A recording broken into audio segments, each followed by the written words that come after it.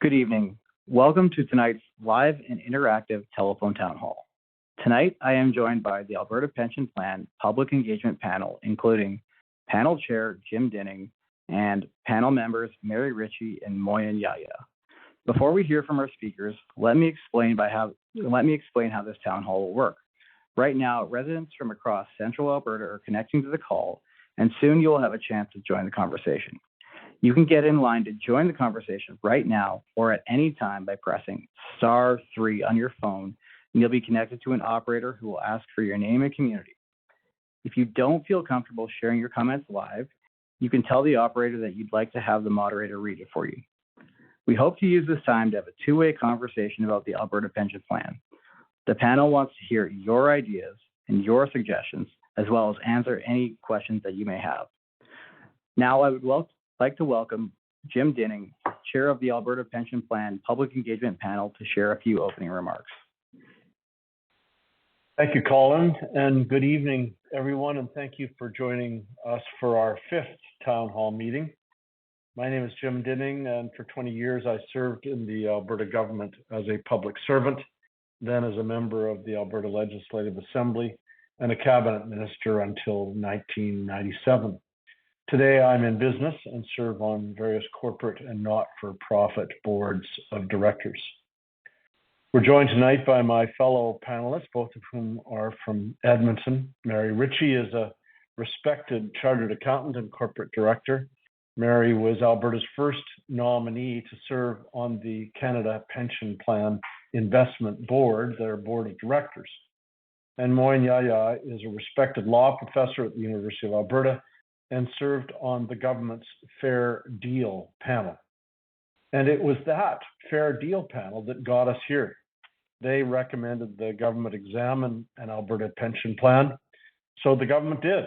They commissioned an independent study from a Toronto-based pension expert called Morneau Chappell, now known as LifeWorks, to crunch the numbers and see if an Alberta pension plan could actually work. The government released their report a few weeks ago, and at the same time created our independent panel to listen to Albertans and report back on what we heard.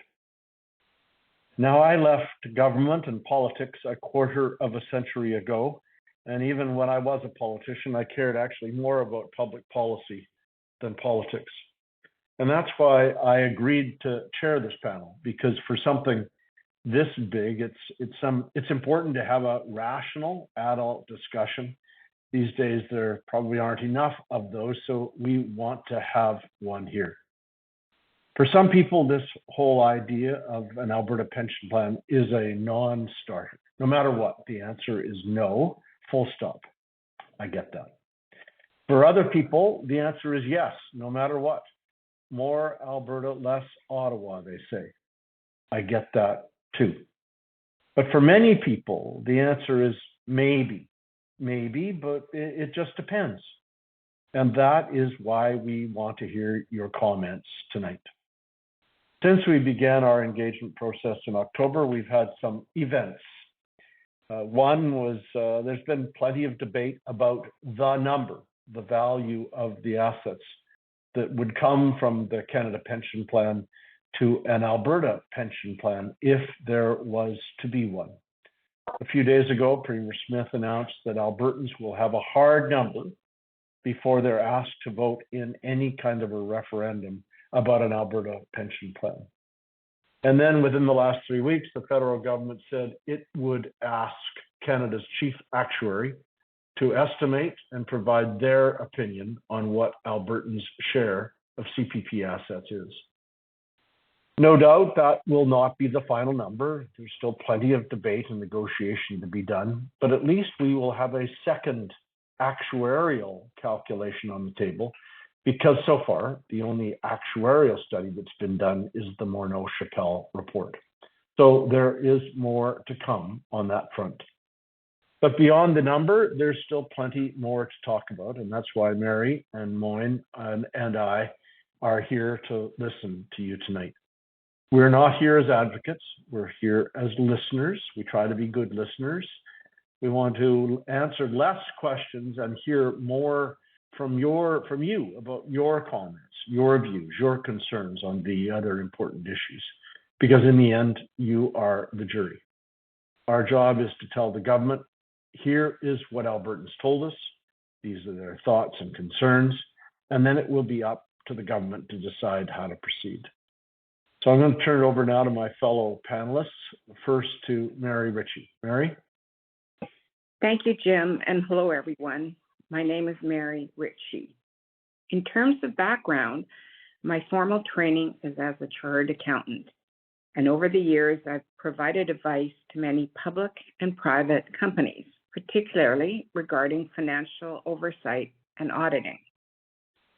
As Jim mentioned, I also had the privilege of serving on the first board of the Canada Pension Plan Investment Board, which was created in 1997 to manage the assets of the CPP.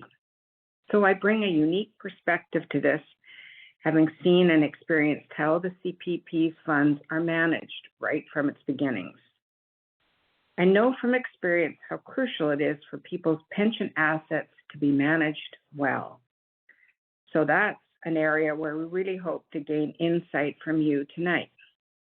If Alberta left the CPP and started an Alberta plan, there would be a huge pension fund to manage. I know people have different views about the size of Alberta's share, but regardless of the exact number, it would be significant. So a big question is, how would Albertans want this managed?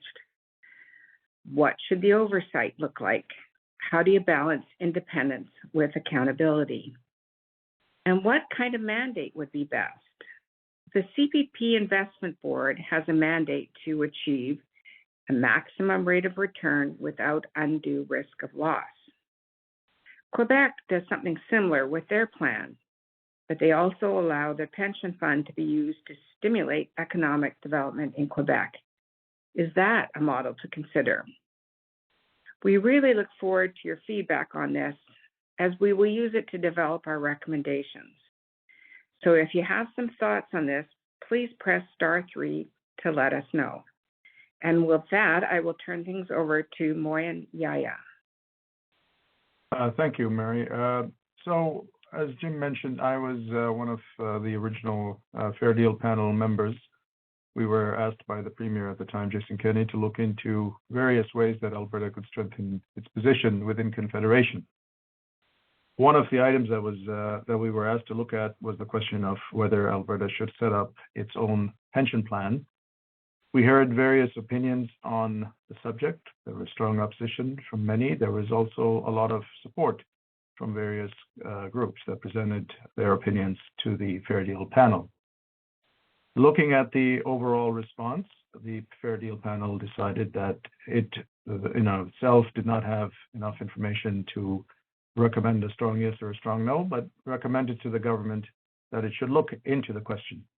It should examine the costs and benefits of setting up a provincial pension plan, and it should do further consultation with Albertans and recommended ultimately a referendum as the means for seeking that ultimate approval if the government chose to move in that direction. So the first part is what the government has done with the LifeWorks or Morneau-Chappelle study that Jim mentioned. And now we are in the process of gathering your views on what, if anything, should be done with an Alberta pension plan.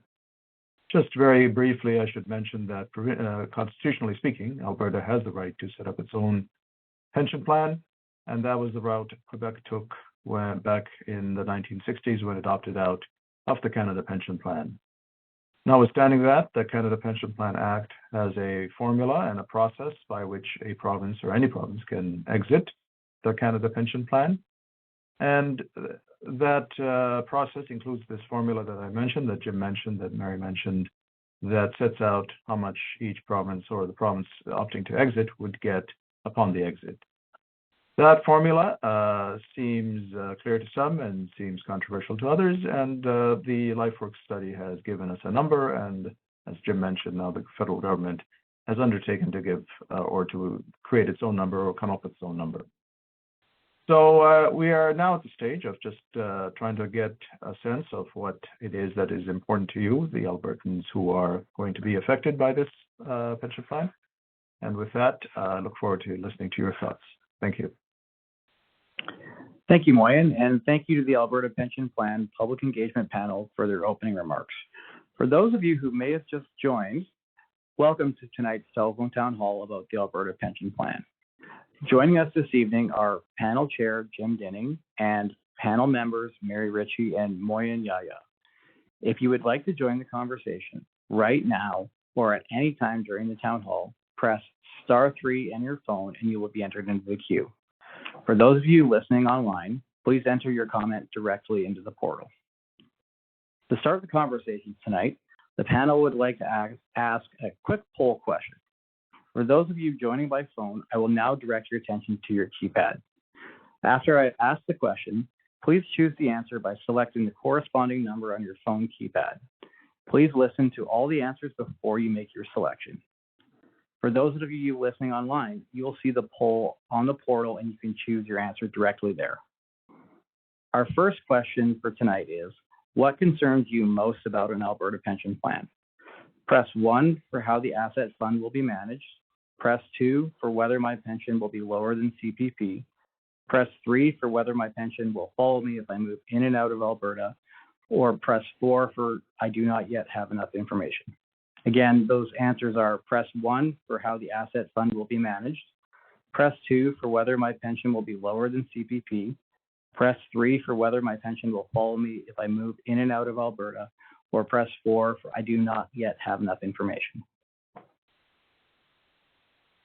Thank you for those responses. I'd like to take this opportunity to open the conversation with a question that comes from Liz, who's listening online. How will the Alberta government guarantee that my present pension will not decrease with an Alberta pension plan? And I will direct this question towards Jim. Well, thank you, Liz. A fair question. The Canada Pension Plan legislation requires that a province that leaves the CVP must provide a pension payment, pay a pension that is equal to or better than the Canada Pension Plan. So it is written in the transition legislation that Alberta may not, if they went ahead with such a plan, to pay anything but the current rate or better. So I hear your concern, Liz, and we'll make sure that we address that in our report so that you are assured that that your current rate, your current amount would not go down. Thank you for that, Jim. The panel would now like to ask a second poll question. For those of you joining by a phone, I will now direct your attention to the keypad. After I've asked the question, please choose your answer by selecting the corresponding number on your phone keypad. Please listen to all the answers before you make your selection. For those of you listening online, you will see the poll on the portal and you can choose your answer directly there. Our second question for the evening is, what interests you the most about an Alberta pension plan? Press 1 for the possibility of lower pension premiums for large paychecks. Press 2 for the possibility of higher pension payments for seniors. Press 3 for having our pension assets and options under Alberta's jurisdiction. And press 4 for the possibility of spin-off jobs and a stronger financial sector. Again, press 1 for the possibility of lower pension premiums for large paychecks. Press 2 for the possibility of higher pension payments for seniors. Press 3 for having our pension assets and options under Alberta's jurisdiction. And press 4 for the possibility of spin-off jobs and a stronger financial sector.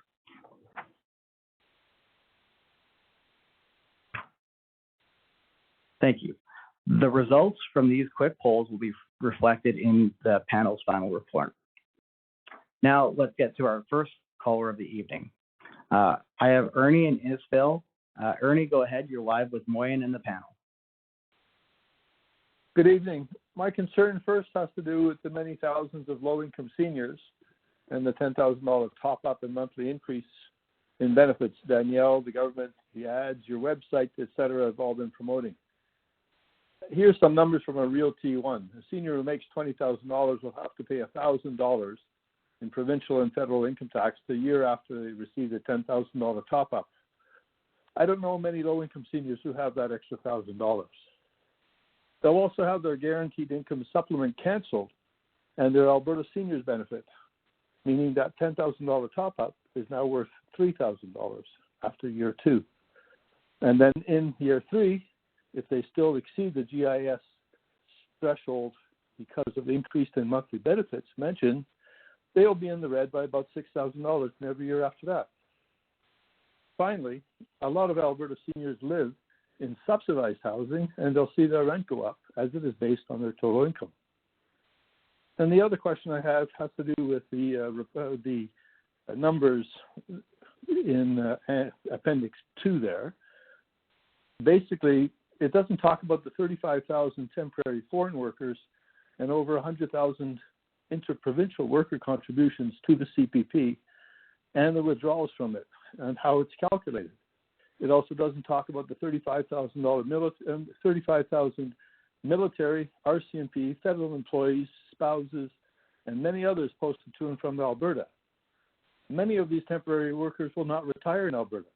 And the numbers in column 3 of that great appendix of yours on page 48 and 49, it doesn't include those figures that are now counted towards the province where these people retire. Those are my concerns.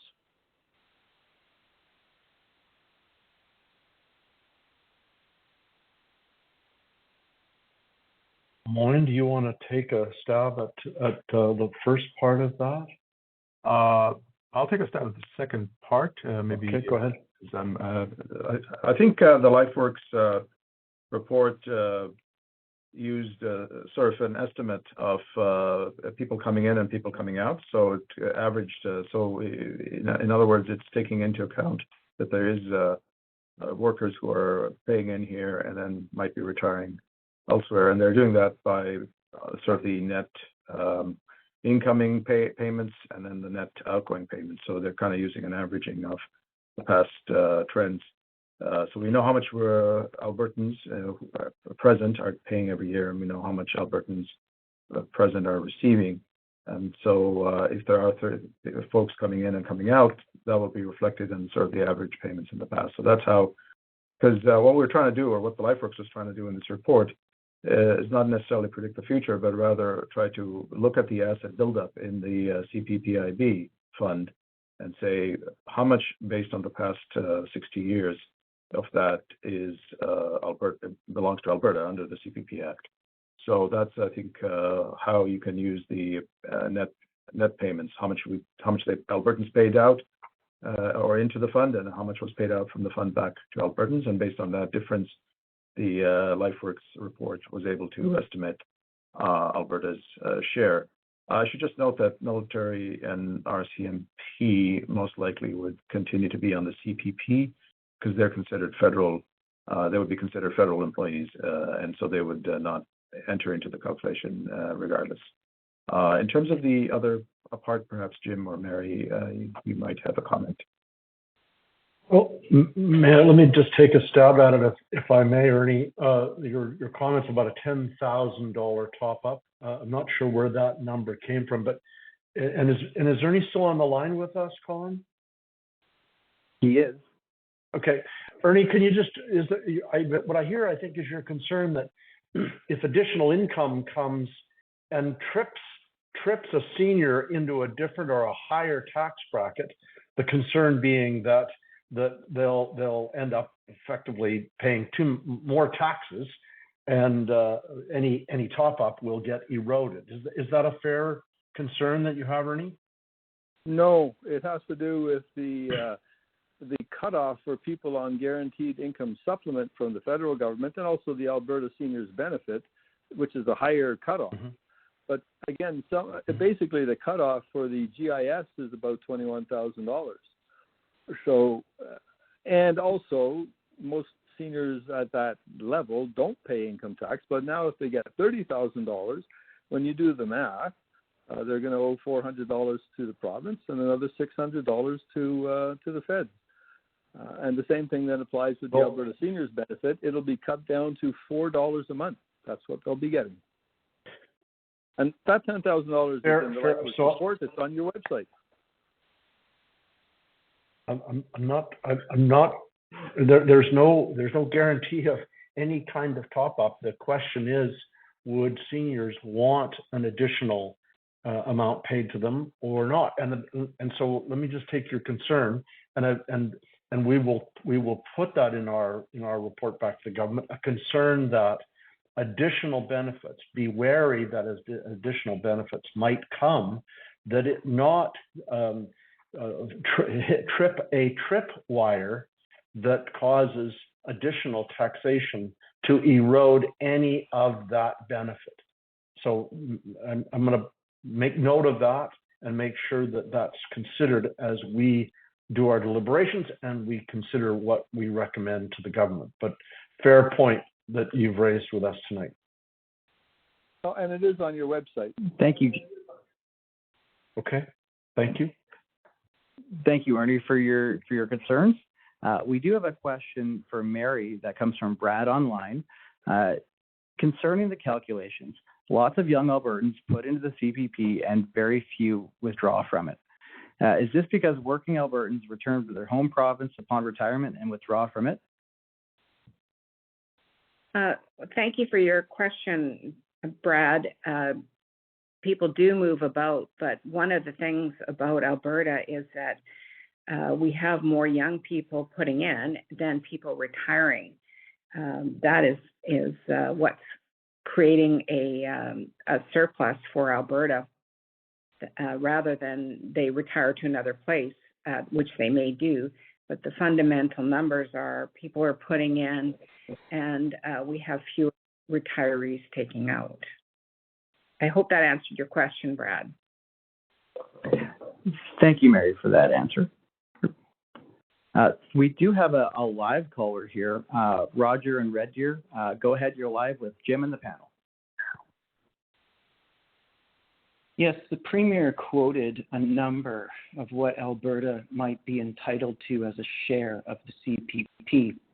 And I'm hesitant to repeat the number as it seems entirely unrealistic and it seems like misinformation. That number, I believe, was 53%. Now, anyone outside of the Alberta government who has heard this number finds it completely infeasible.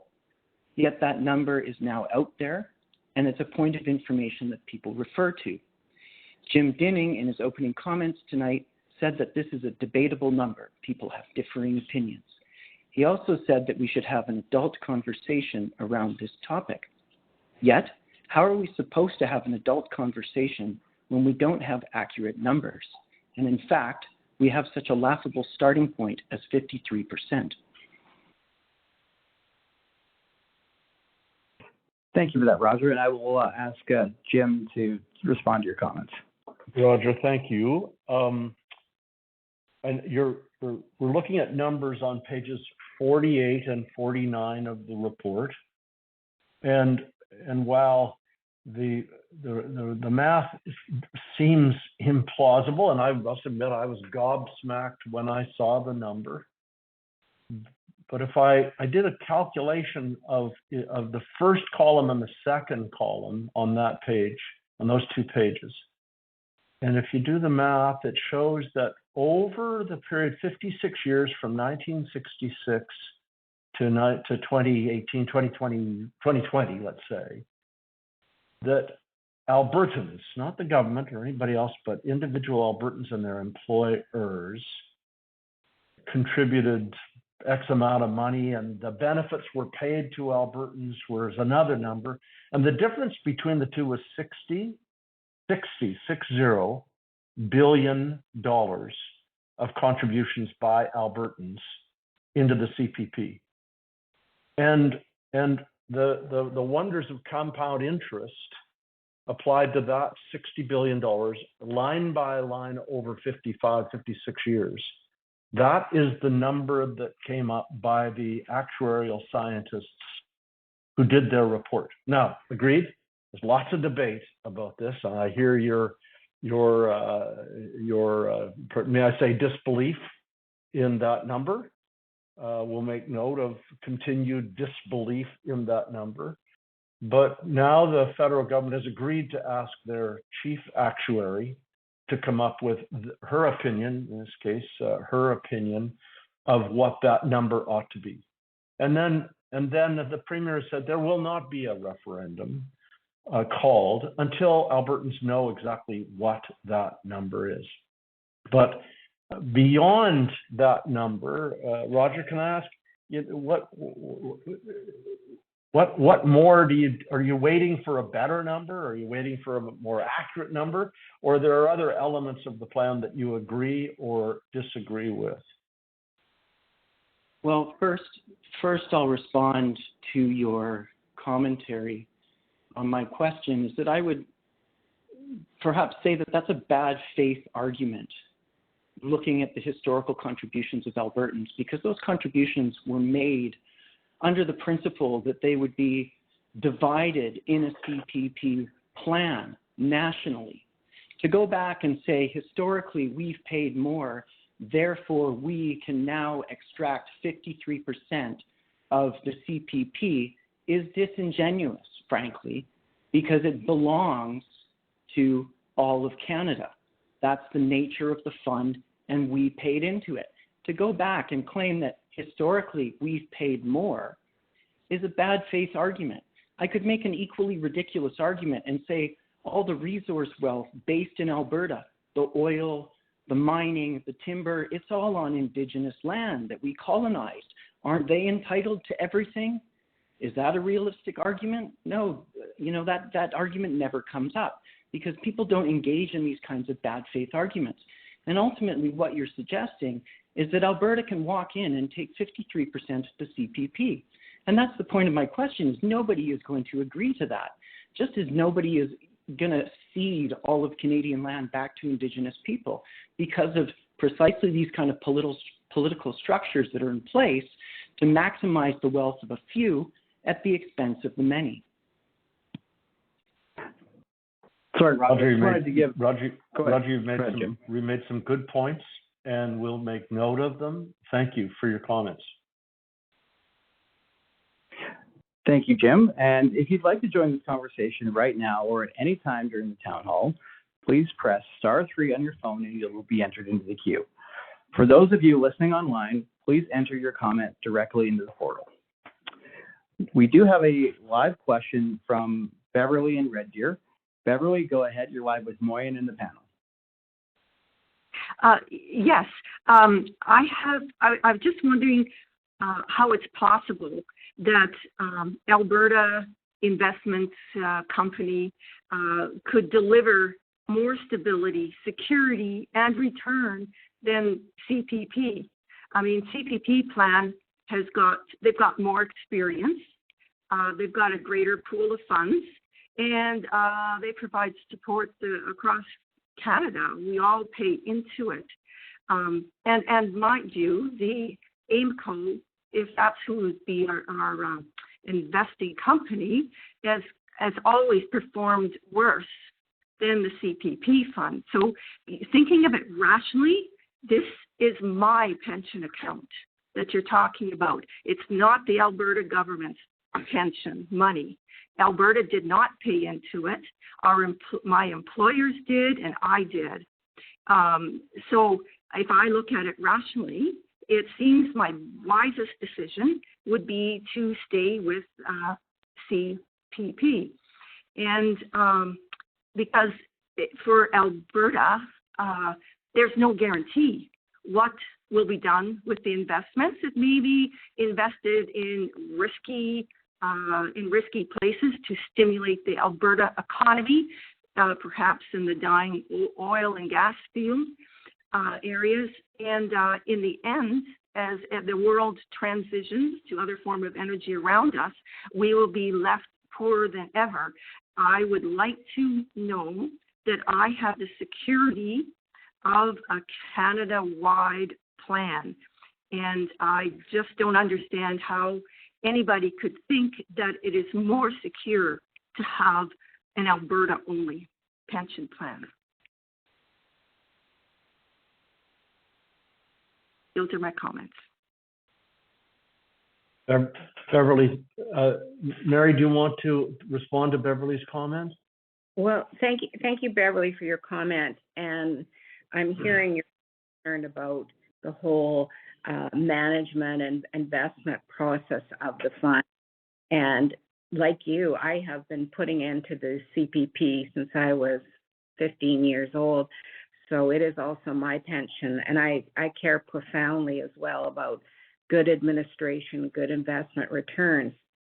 So before anything happened, whatever vehicle it might be would have to be set up to ensure that that happened. It wouldn't necessarily at all be IMCO. It very well might be a new independent group. And as I mentioned at the beginning, I was right there at the beginning before a single staff person was hired to set up the CPP investment board.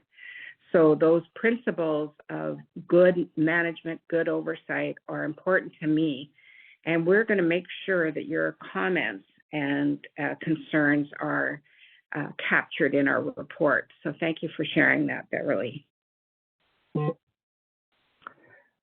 Thank you, Beverly, and thank you, Mary, for your comments. We do have another live caller here from Walker and Lacombe. Walker, you're live with Jim and the panel. Hello, I am curious as to how this would be managed differently in order to ensure that we don't have the same results that Quebec did with their pension fund when they decided to go independently. So may I ask a question, Walker, if you're still on the line, hopefully, what is it that concerned you about the Quebec approach versus, say, the Canada Pension Plan's approach? The results that Quebec experienced are that their pensioners receive less return for the amounts that they contributed to it than what the CPP does currently in Canada. So why would this concept be any different?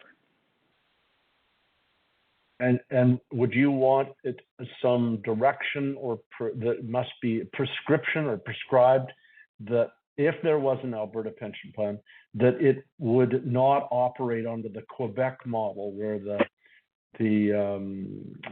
case de depot has effectively, may I use the term usually, a Quebec file or a Quebec division where those funds can be invested in economic development projects in Quebec. I don't want to put words in your mouth, but you would say that should not happen with an Alberta pension plan? My question is, what are those things that could cause it to be like that? I agree. We shouldn't be investing in the economy with our own pension plan. Right. Absolutely should not. So yeah. So what you're saying is you'd sort of want the same legislation that Mary talking about, the secureness, and Beverly talking about the assurance that the Canada pension plan gives to you today.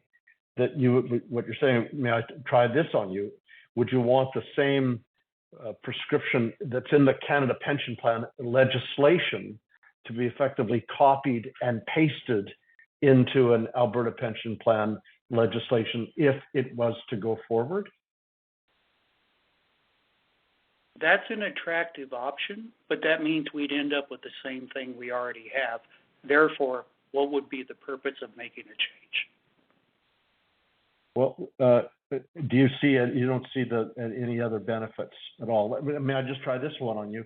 If those funds were the decisions about where those funds were invested were in fact made in Alberta, as opposed to made, may I say, in Toronto, where CPP's head office, the investment board's head office is.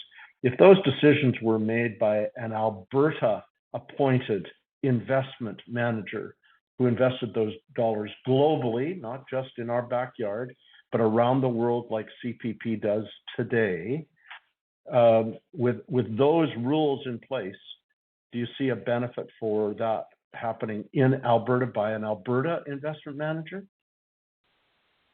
The answer to that is no. The results from AIMCO, who does that for Alberta today, are not superior to the other returns.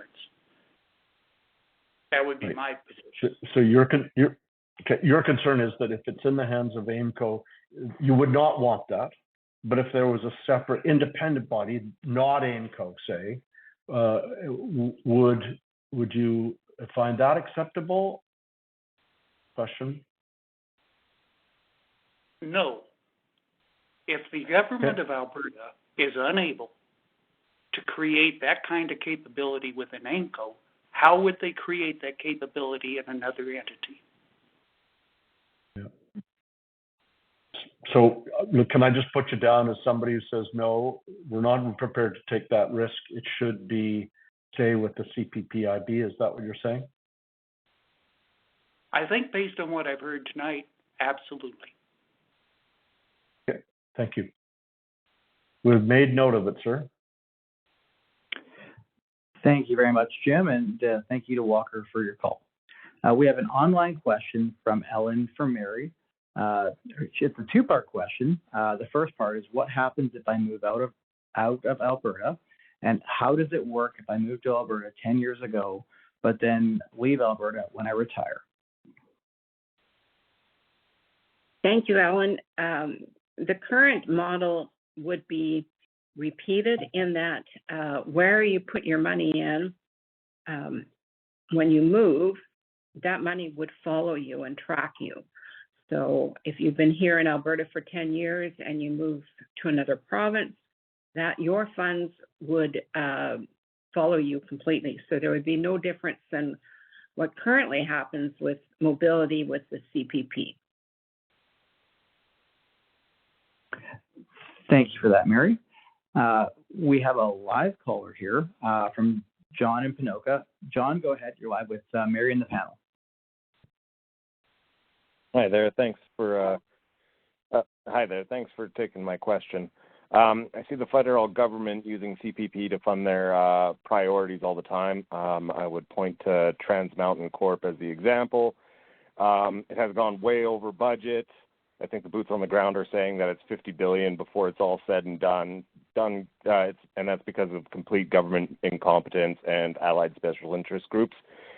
After which now they're talking about selling it, and they're going to be lucky to get 40 cents on the dollar. Essentially, that's like investing your client's money in your own company, then selling it when the stock dips 60%, and patting yourself on the back, claiming that you have done a good job. This is the basis for my question, which is, what protections can you offer Albertans in the form of legislation or otherwise against the current and future governments for their pensions not to be used as a slush fund to fund politically expedient or ideologically motivated agendas? And then as a follow-up, have you considered going to the private sector in order to manage this fund?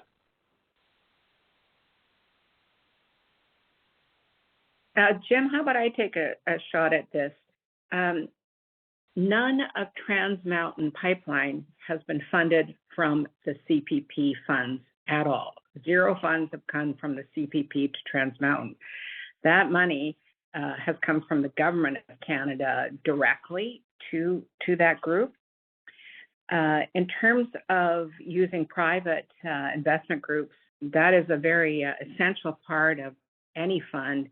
And you're absolutely right, John, in that the current CPP model has private groups that they engage to manage their investments, as does Ontario Teachers and AIMCO and any pension group. So there's a mixture of internal people, but a huge percentage of it is given to external private groups. Thank you for that, Mary. We do have a live question as well from Peter in Parkland County. Peter, go ahead. You're live with Moyen in the panel.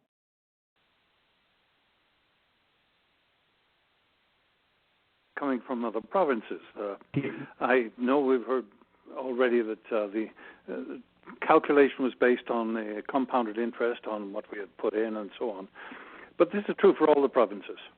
So given that Alberta seeks about three and a half times the amount that the population would indicate as its share, it appears that exercising the same calculations for other provinces will severely curtail that, and also that other provinces will be demanding a proportion that allots a fair deal for everyone, including the workers from the tar sands who return to the Maritimes and expect the CPP from there rather than the APP from here.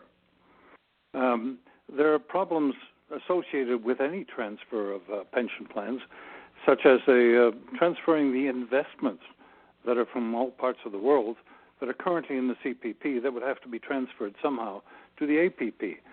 So my question is, why would we, as Albertans, why would we ask that the APP be a consideration? Why would Alberta persist in separating from a stable Canada pension plan and from a very questionable Alberta pension plan?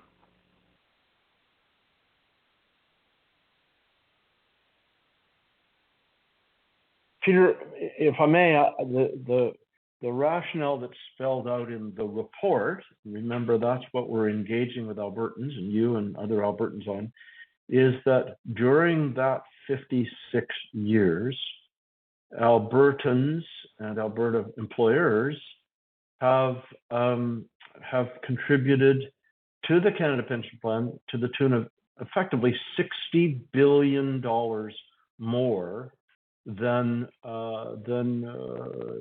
has been paid out. And it's like somebody said to me today that if you thought of Alberta as a single person, and that over, let's just simplify it and say they put $100 into their pension plan, expecting that they'd get $100 out. And the concern is that if Alberta was a single person, that over that 56 years, that single Alberta person has put in almost $60 billion more than has been taken out. And that is part of the argument that's spelled out in the Morneau-Chappell report.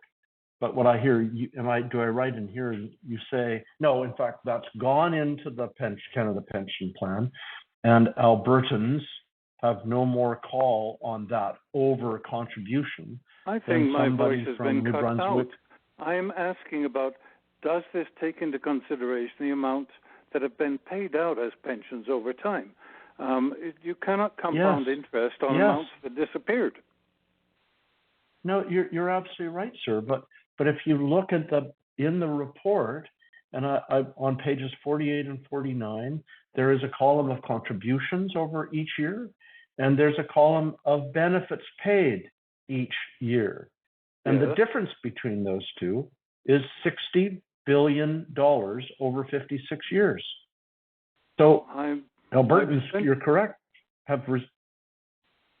Go ahead, I'm sorry. My master's is in mathematics. I've got a little bit of experience in accounting in the past, but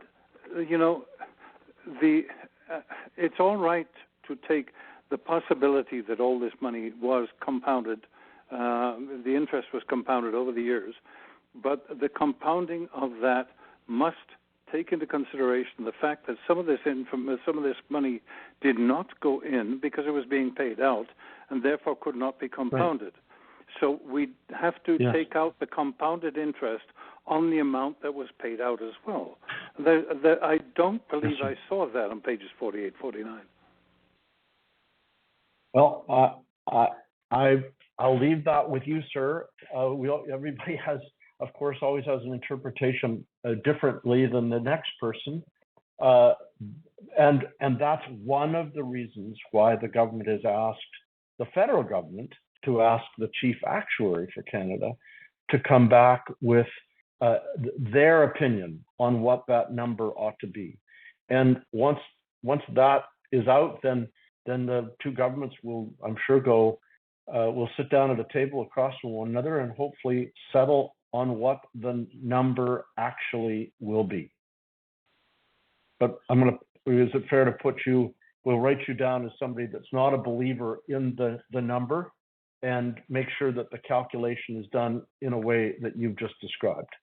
And are there plans for dealing with the complaints from other provinces when they do similar calculations and find that really everybody needs 3 and 3.5 times as much?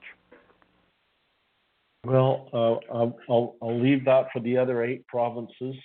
We're here as part of the Alberta engagement panel, and I'm sure that the other provinces and their citizens might be saying to their finance minister or premier, "What about us?"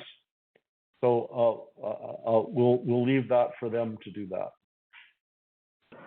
Perfect. Thank you very much, Jim, and thank you to the panel for your responses. We have a live question here from Charlene in Innisfail. Charlene, you're live with Moyen in the panel.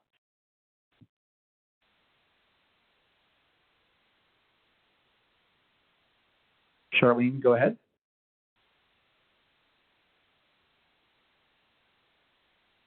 Charlene, can you unmute yourself, please? Actually, somebody was supposed to ask the same what I had to say for me. Oh, my apologies. I can ask your question here for you then if you'd like. Sounds good. So this question will be for Moyen then. Charlene is all for the Alberta pension plan, happy for bringing control back to Alberta from the federal government, and happy to have a government to fight for Alberta's rights. Can you just comment a little bit on the process for bringing back the Alberta pension? Yeah, the process is spelled out in the CPP Act that if a province wishes to exit, then 2 things. It gives notice to the federal finance minister, and then that triggers a 3-year process of withdrawal. And the withdrawal will be done according to a formula that's spelled out in Section 113 of the CPP Act.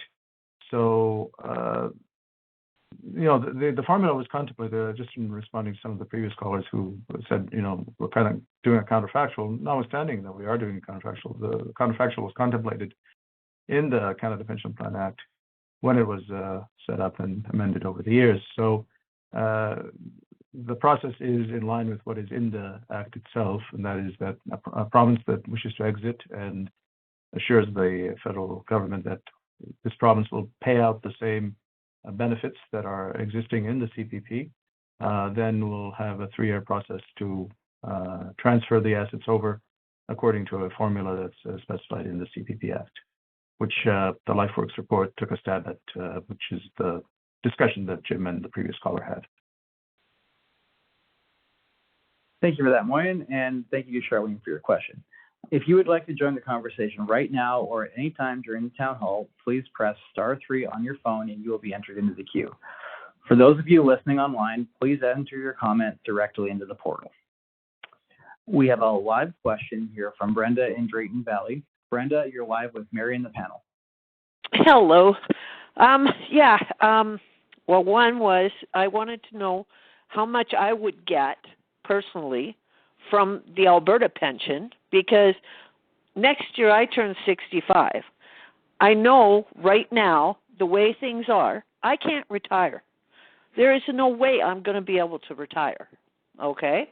And I know that the federal government, they've already told us basically that the pension from them is a benefit to us. Like it's not ours. Like they're giving it to us as a benefit. And it's like, excuse me? So number one, that's one.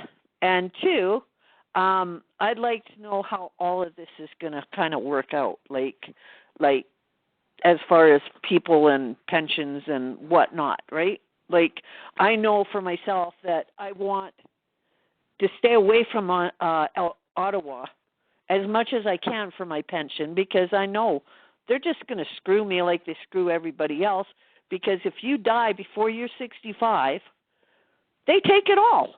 You don't get a cent. Nobody does. Your family doesn't. It's to me, that's wrong. I think that if you've paid it in, then that should be paid to your family. It shouldn't just go to the government. And I do have something to say as far as some of the other people. They were talking about the pensions and how, like, if Alberta's using it to build more equity in it and stuff. Well, Ontario does it all the time, or the Alberta or the federal government. They use our pensions to build equity in the pensions. And I know they're investing in Chinese and all these different places. I'd rather invest it into Alberta and Alberta's economy than to invest it into China and other places like that. That's my opinions anyways. Thank you for that, Mary, and I will give the panel an opportunity to respond. Maybe, Jim, if I take a first shot at this. For sure. You're right that the amount that has gone in is amounts you've paid in off your paycheck and your employer has put in as well, and that is your pension. It's not a benefit someone can give to you. It is actually what you've done and put in and earned. And what we are looking at is what the number is of the portion of this that is owned by Alberta, and would there be room with that number to either increase benefits or reduce premiums.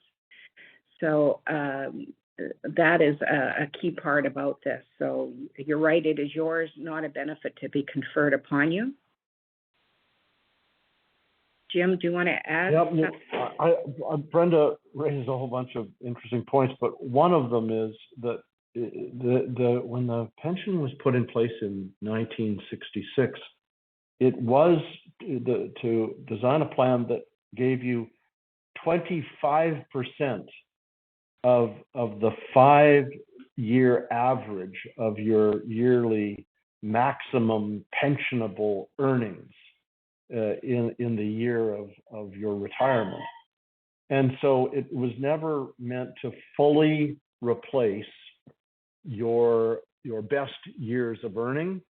And the threshold of the 25% of the yearly maximum pensionable earning was actually this year, I think, is only in the range of about $66,000. And I'm not saying that's a small amount, that's a lot of money, but it was never meant to fully replace that 100%.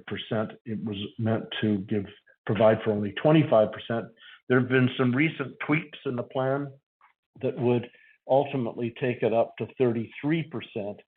But in the case of Mary and I think me, it would only have covered 25%, and it will only ever cover 25% of those year maximum pensionable earnings. Mary's addressed Brenda's comment about that it's not a benefit. This is your pension. You made it.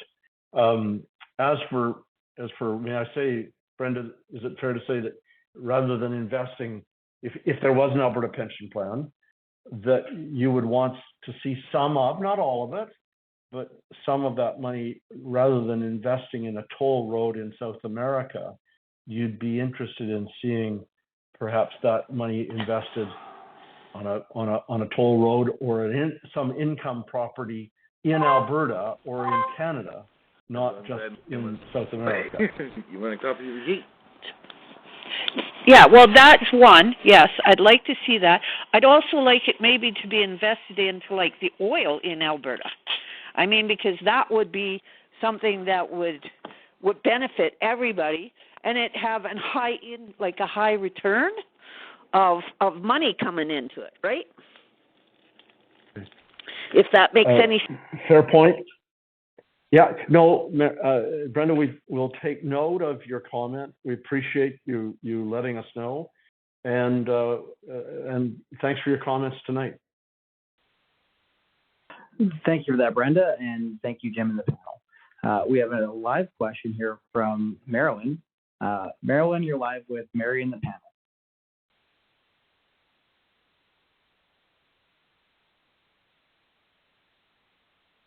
It looks like we've lost Marilyn, so I will ask this question to Mary.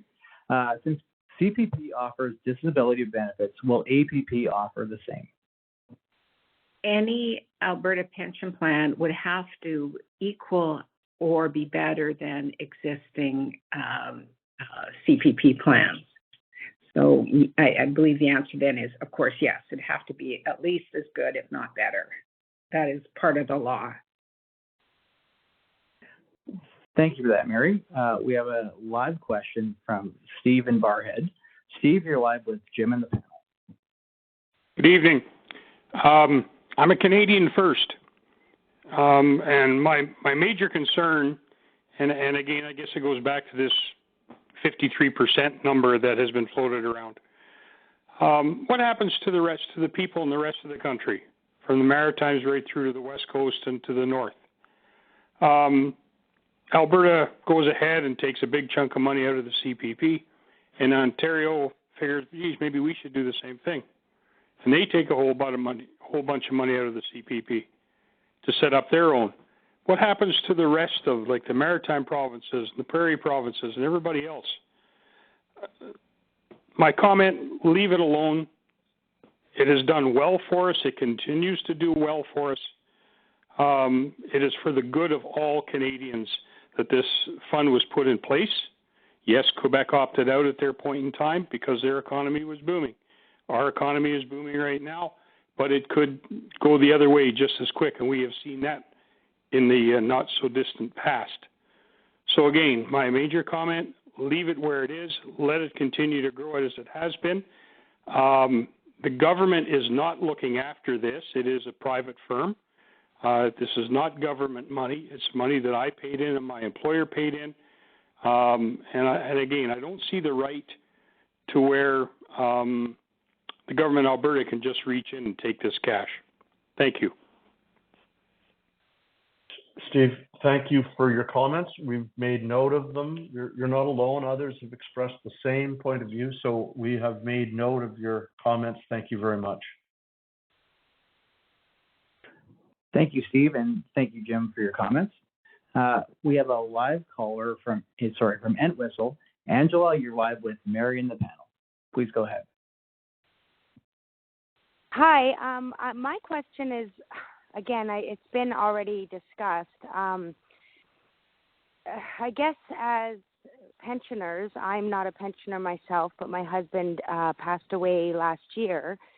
And so I'm now currently getting his CPP payments, I guess, as survivor benefits. And my two minor children are receiving orphan benefits federally. My concern is if we go APP, what does that mean for someone like me who, was a stay-at-home mom and hasn't worked for over 10 years, now working to pay the bills? But, I mean, my reliance on that survivor and those orphan benefits are crucial. And I guess my concern is with an Alberta pension plan, would that change? Would they decrease? I don't really care if they increase, but I prefer them to stay the same and not decrease. And I guess it's just a security thing.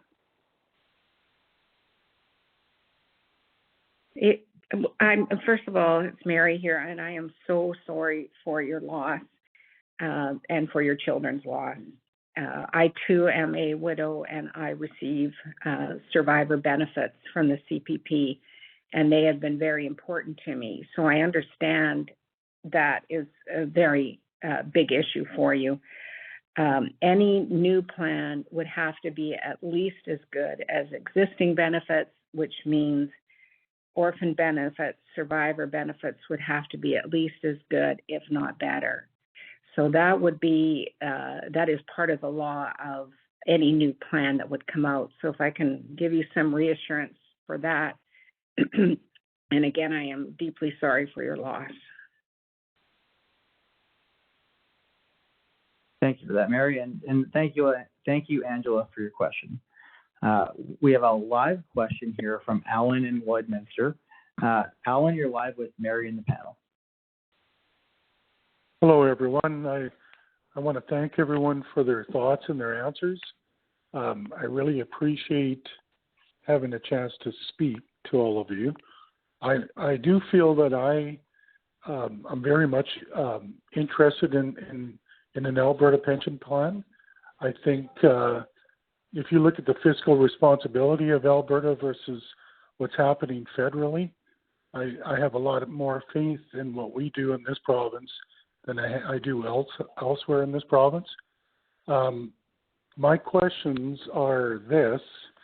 I've been contributing for over 40 years, and I'm nearing my 60th birthday in the beginning of next year.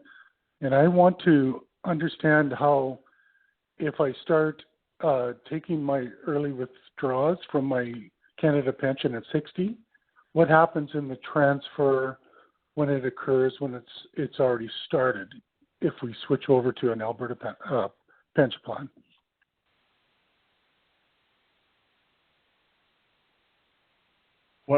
Alan, thanks for this.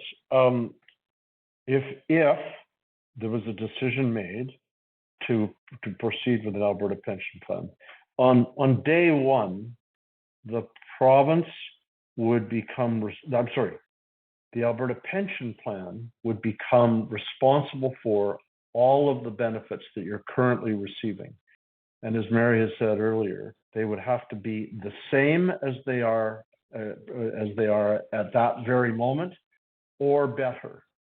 The assurance that Alberta would have to give to Ottawa is that the benefits would not change except to be improved.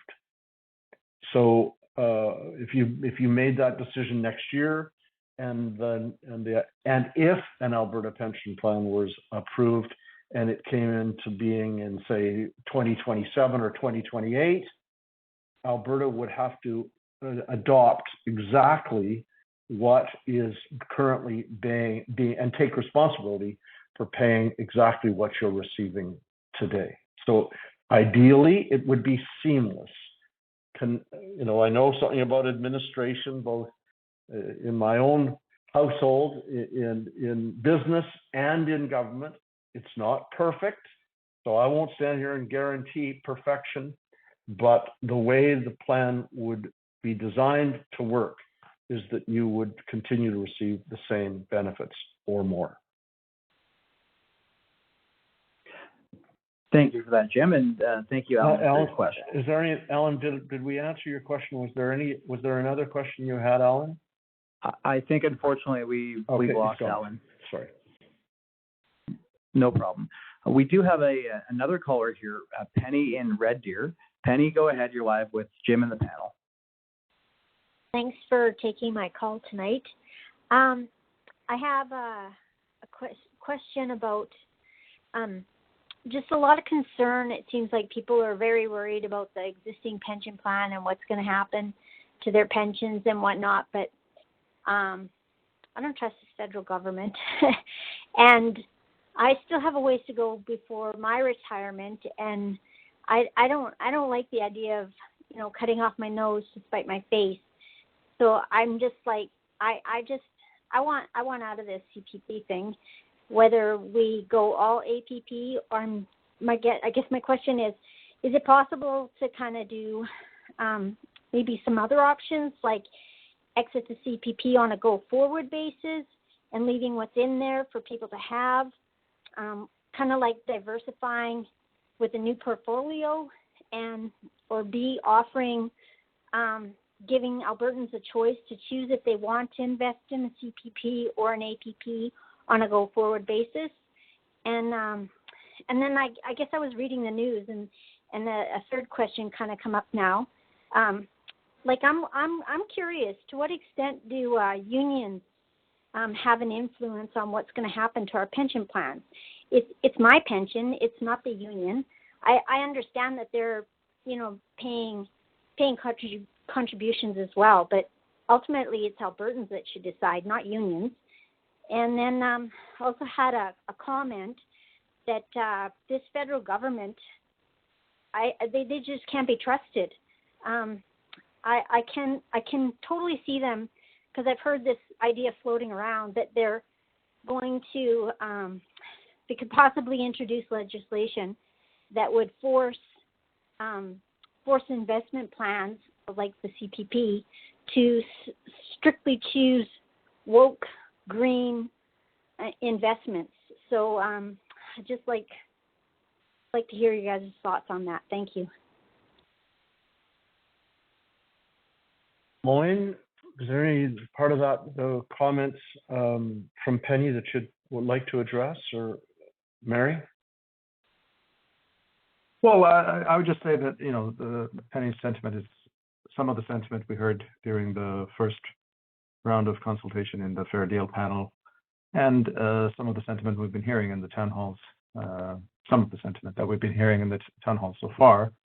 The issue, just a small comment about the unions. I suspect she might be referring to unions with corporate pension plans as opposed to the CPP itself. I'm not aware of unions having a say in how CPP is paid out, so I suspect she was referring to maybe other pensions, private pensions or government pensions above and beyond the CPP.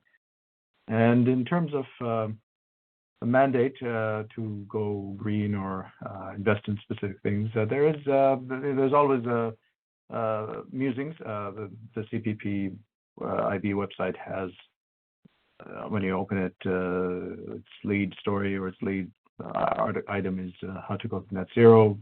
There's no legislation that has been implemented yet, but there is a bill in the Senate seeking that. Whether that would pass or not, that's a different issue. But the Penny's comments or concerns are valid on that front. And then I think those are my comments on that. Mary, is there anything you want to add? Nothing to add. Thank you, Penny. Okay.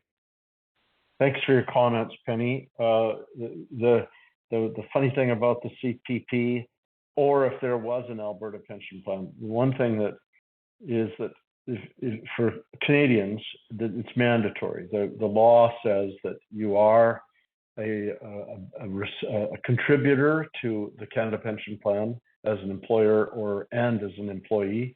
That's mandatory. There's no choice.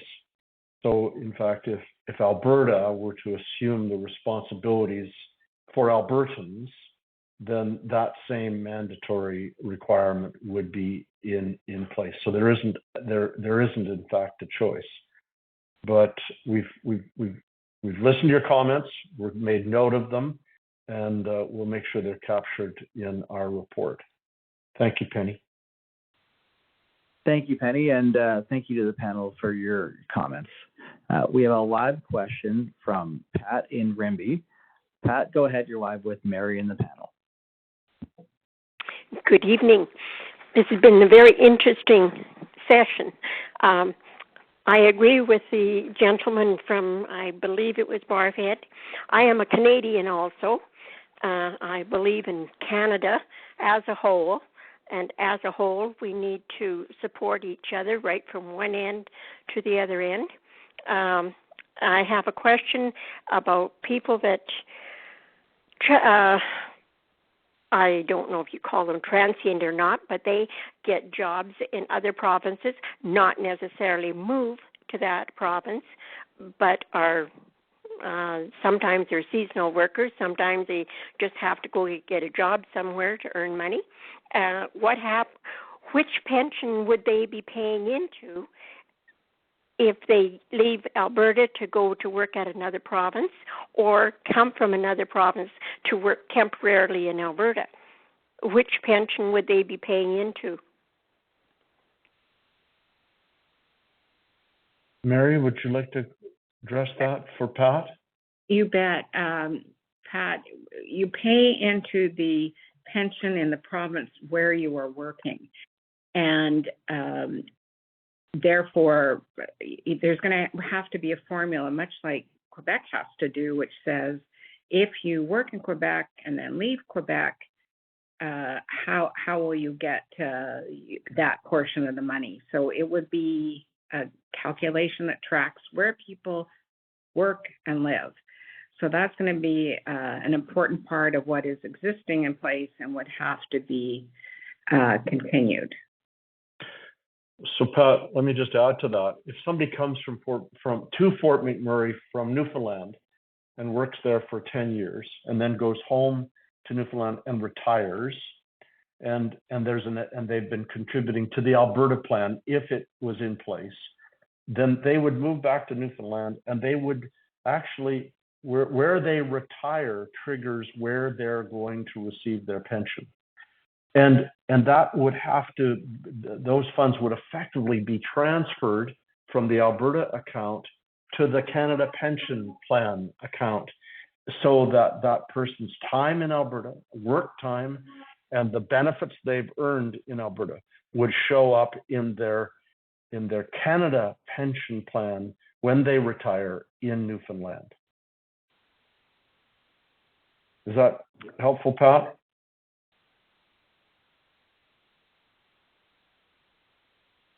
Sorry, Pat, go ahead. You're still on the line. What if they only work 6 months at a time? They don't move for 10 years. They're just here temporarily, or vice versa. Right. So the fact is that you have, whoever runs the plan wherever they're living has to make sure that wherever they retire, that their service, whether it was in Alberta under an Alberta plan or in Quebec under a Quebec plan, where they retire triggers where they're going to receive their benefits. And if that's the case, they retire in Newfoundland, they'd receive CPP. And CPP would be reimbursed by the Alberta plan and by the Quebec plan for the 6 months of service that they work there, either in year 1 or 2 or 3 or 10 years. If they worked 6 months for 10 years, that is qualified service that the Alberta would transfer, Alberta Pension Plan would transfer those assets to the CPP, so that their pension is whole, and there's nothing that they're not shortchanged when they retire. Thank you for that, Jim, and thank you to Pat for your comments. We have a question from Ben online. I'm a young Albertan. Why should I care about leaving or staying in the CPP, and how can I expect this to affect me in 40 years from now? I'll direct that question to Jim to start, and we can. Moyne, would you like to take a stab at that, Moyne?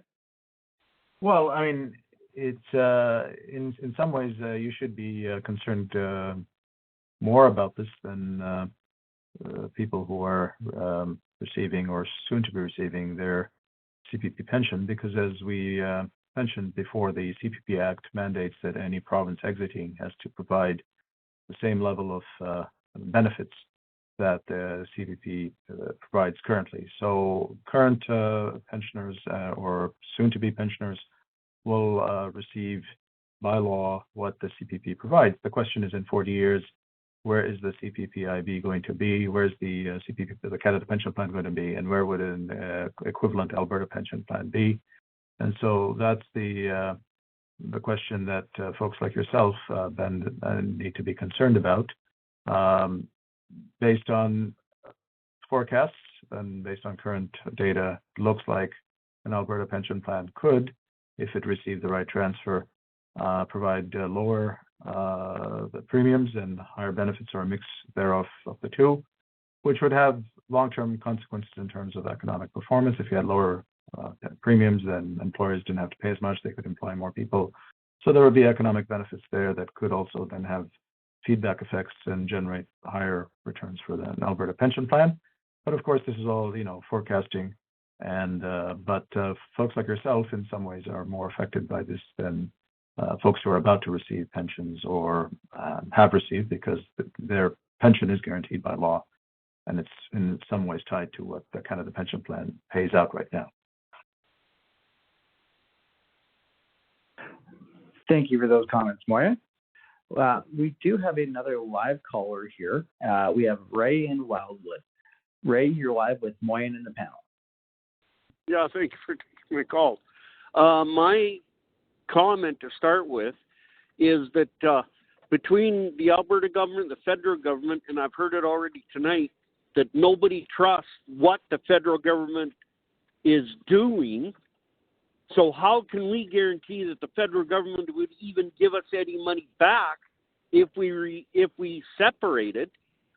And then my second thing is if we did go to an Alberta pension, how can we guarantee that 10 years down the road, even 5 years down the road, with the investments or whatever that the Alberta government does, they come back to us and say, oh, well, it failed, we got no money, we're done now, your pension has either disappeared or cut in half. Like, it's already in history, like, and the teachers and that is a private pension plan, but they did that. They we got to get a better thing, so they done private investments and all that stuff. The bottom fell out of the market. Now the teachers are getting half and even less than what they were if they would have stayed with the original pension. And that's my question and my comment for tonight. And I am looking forward to hearing your comments. I can just take a stab at the first part, and maybe Jim or Mary can take a track on the second one. So because there is a process spelled out in the Canada Pension Plan Act that outlines how any province wishing to exit can exit, and also that process includes a formula that's spelled out in the Canada Pension Plan Act, there is a legal requirement, therefore, that if Alberta gives notice and says we want our share of the assets to come back to Alberta, there is a legal requirement on the federal government to honor that formula. If the federal government comes up with a number that doesn't match what the Alberta government thinks is the number, then I suspect the process will be just like any two partners in a partnership who are having a disagreement over how much joint account, what share of a joint account is partner one's and partner two's. This will end up in court. So the process would be that the province or the feds would take the other one to court. There are many mechanisms for doing so, and so I won't get into the details of that, but ultimately a court would have to decide which interpretation matches which number comes out of the proper interpretation of the formula in the Act. So that would be the legal process and the ultimate process for deciding how Alberta gets its share from the federal government. Jim, maybe you can comment on the second, or Mary. I would just comment on the teachers' pension plan. There's been lots of debate and discussion about the management through and putting it over to AIMCO. But let's be clear, teachers receiving their pensions today are receiving their full eligible pensions. There is no connection between this discussion or any other discussion and what teachers have contributed to, paid for, and are now receiving or about to receive. The teachers' retirement fund is sound, it's intact, and paying its full platform of benefits for retired teachers, and will continue to do so for teachers coming up to retirement. So there is not an issue on that front. Thank you, Jim, and thank you, Moyen, for that. We do have about 10 minutes remaining in our call this evening, so we're going to try and get to as many questions as possible. We have a caller here, Lori, live in Wetaskiwin. Lori, you're live with Mary and the panel. Hi, yeah. I guess more or less I'm echoing what Steve said. I'm a Canadian. I served in the Canadian military, and I'm having a tough time with coming around to how this is going to work, because I look at it that if we take as much as they claim, as the government here claims we have a right to, what happens to the rest of Canada? What happens to their pension plans? Because I have relatives all over Canada. I have friends all over Canada. And my parents had friends all over Canada. And what happens to all their pensions? Are they just lost? Are they gone because they can't afford it, or they get cut in half? I mean, again, like the lady said, we're Canadians, and the whole point of the pension plan of a person with a good job paying a little more and a person with a bad job paying a little less is when you get to 65, everybody's the same. We all still got to eat. We also got to pay the power bill, and everybody gets a share. And that was the point of the CPP when it was created, and I don't understand why anybody wants to tear it down. It's this me society that we live in. That how much do I get? What's in it for me? Well, what's in it for us? Thank you, Rory, for that question, and I'll pass that to Jim or Mary for the panel. I'd just say, Lori, thanks for your comments. We've taken note, and we appreciate you calling in tonight. Thank you for that. We have a question that comes in from the online portal here from Dwight in Drayton Valley. When will the referendum happen? And I'll ask Moyen to respond. Well, the referendum was a recommendation of the Fair Deal panel to the government of Alberta that if they chose, after conducting a study and further consultations, to proceed with this, that should be the mechanism by which the provincial government proceeds, because there was a feeling amongst the panel that this is a momentous decision and that all Albertans should be involved in making that decision, as you can hear from the range of opinions tonight and in other town halls. So mechanically, how that would happen is that Jim's, Mary, and myself will, after hearing the comments, will submit a report back to the provincial government outlining the concerns, recommendations based on what we've heard. The provincial government, and then the provincial government will, I assume, engage further in some study and in discussion amongst themselves. And if they feel that there's enough support and enough safeguards that they can assure Albertans of in setting up a provincial pension plan, then they would go ahead with a referendum. That is my understanding, but I can't speak for the provincial government. Of course, it's up to them how they wish to proceed. But just based on what the Fair Deal panel had recommended and based how sequence of events are taking place subsequent to that, I suspect that once our report is sent back in, and perhaps also once a number comes back from the Canada Pension Plan Chief Actuary, which is what the Premier has said she's waiting for, then there would be more information for the provincial government to proceed. But so, it could be anywhere from a year to 2 years from now, depending again on how sequence of events transpire. But that's just a guess. Thank you for that, Moyen. We have a live caller in Greg from Thorsby. Greg, you're live with Jim and the panel. Hi, thank you. Hi, thank you. Can you hear me? Yes, you can, Greg. Oh, hi, thank you. I appreciate it. My question is, how long will it take for the APP to be implemented so that Albertans will see the benefits from it that you claim there will be? Because I feel like we have more pressing concerns that our provincial government should be focusing on, that will have more of an immediate effect on our pocketbooks, like grocery prices, utilities, gas prices, housing problems. And if I can get a little, emotional here, the people in this province and in this country are starving for our politicians to represent us with honesty and integrity, and for them to have the courage to do what is right. And it's we're thirsty for it, and so many of us just want our governments to lead and govern responsibly, and we just feel that so many politicians in this day and age have lost the importance of their role in our world. I hope that makes sense. I don't know.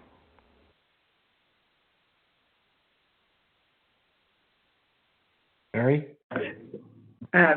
Just Greg, we sure hear your comments, and times are tough for people. Times are tough for everybody.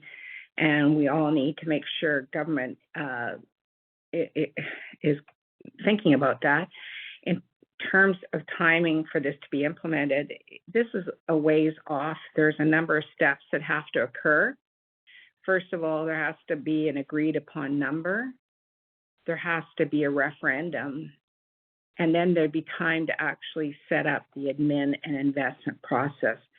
So none of this is imminent. If that gives you some comfort, there's a lot of study and steps to be taken in a very, very thoughtful way. And I appreciate your comments, Greg. Thank you for that, Mary. And we have time for just a few more callers this evening. Let's go live to Joanna in Red Deer. Joanna, you're live with, I think we've lost her, so I will read her question. Will you guarantee the APP will be managed effectively? And I'll ask Mary to answer that question.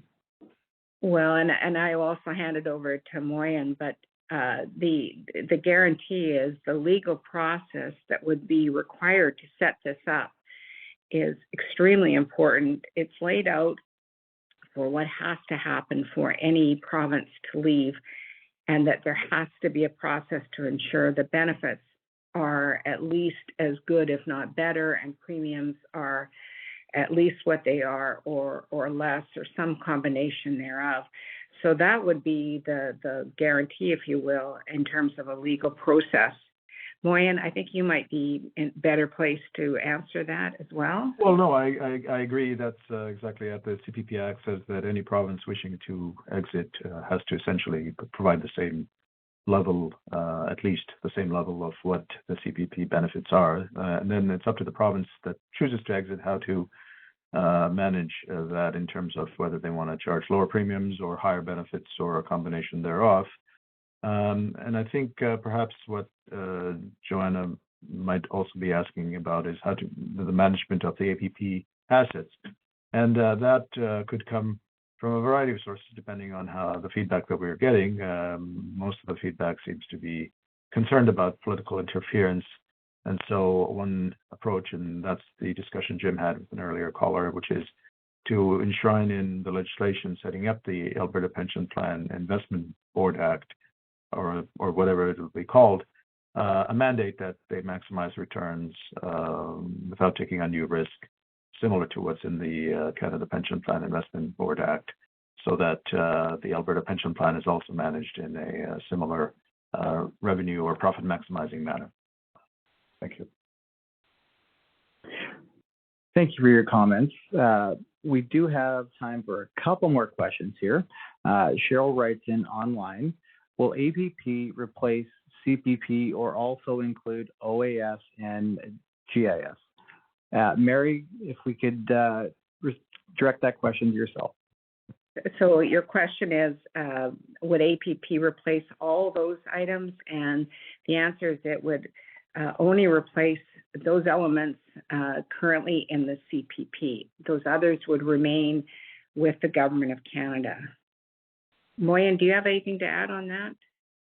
No, that's my understanding. OAS is administered separately, and it's a federal government initiative. And my understanding, and I could be wrong, is that it's a pay-as-you-go, not there's no investment fund that has assets for OAS. My understanding is just funded out of general revenue. So that would stay separate and with the federal government. Thank you for that. And we have time for one more caller this evening. Bruce in Red Deer. Bruce, you're live with Moyen in the panel. Go ahead. Oh, thanks for taking my call. I just wanted to make a note that there's been so much negativity about this and everything else, but I worked for 55 years paying in a Canada Pension Plan, including a career with the military. I came out to Alberta while I was back and forth in Alberta, but I worked for PSPP through the Public Service Pension Plan in Alberta. And it turns out that for 10 years of paying into PSPP is just under $200 less than what I receive from Canada Pension. So I would rather invest my money here.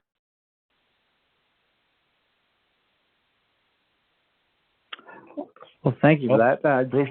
Jim. Bruce, sorry, I don't have a. I'm just thanks for your comments tonight, Bruce, and congratulations on 55 years of contribution to the CPP, including your service in the military. Thanks for your service. Excellent. Well, that concludes our telephone town hall this evening. Before we finally conclude, I'd like to invite Jim Dinning, Chair of the Alberta Pension Plan Public Engagement Panel, to share a few closing remarks. Well, thank you, Colin, and thank you for guiding us this evening, and to everybody who listened in, and to all of you who were able to put your comments online or have your questions asked live or by Colin. Thank you. This process is all about us doing as much listening as we can, whatever informing or educating we can do about what's in the report. We try to do with a minimum of words, and let you speak for your views, so that we know where Albertans stand. And we had a number of callers tonight, but we had, by my count, about 25 live callers and comments. And thank you. It's just helpful for us to complete our report knowing where Albertans stand. We heard a mix of both those who want to, if it ain't broke, don't fix it. They're strongly Canadian and don't want to reverse what the CPP has done. And then there are others who are still on the fence, and others who say they want it changed. So we're hearing from all sides, and all issues have been raised tonight, and we've tried to address them or certainly make note of your concerns. Thank you to Mary and Moyne for participating and once again responding to questions and comments.